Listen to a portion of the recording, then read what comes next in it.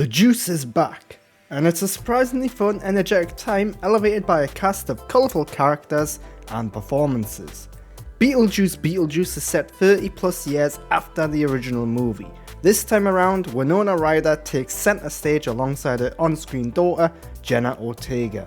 When a face from Beetlejuice's past shows up, and when a relative passes away, the Dietzes and Beetlejuice cross paths once again. The cast is terrific, and it appears as though everyone was having the ball of a time portraying what are essentially cartoon characters.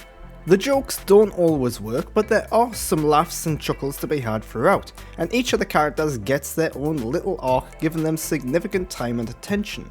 It makes each of the characters just a little bit more than one-note stereotypes, but not by much.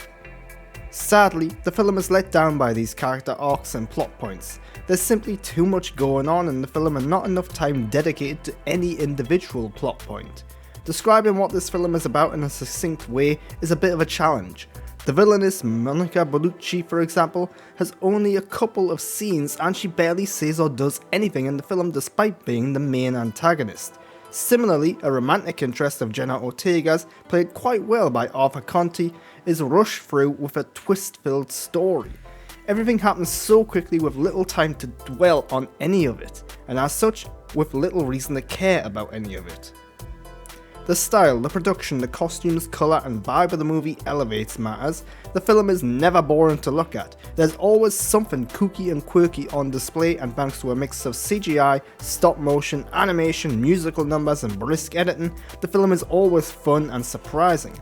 But once again, there's arguably just too much.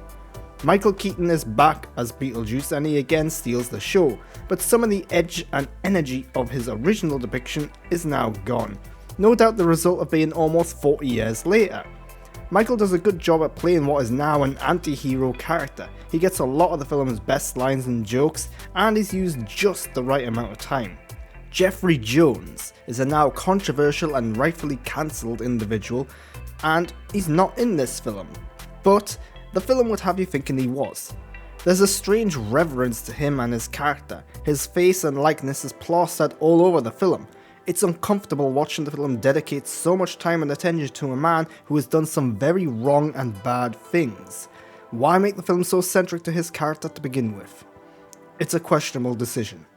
Beetlejuice Beetlejuice is a fun time, let down by simply having too much going on in it. The film tries to give every character a storyline, but it simply can't dedicate the time needed to each of them in order to make those stories matter. The jokes mostly hit, the performances are great, the style and vibe are solid, and the end result is that it is one of Tim Burton's best films in quite a while, and overall, just a lot of fun.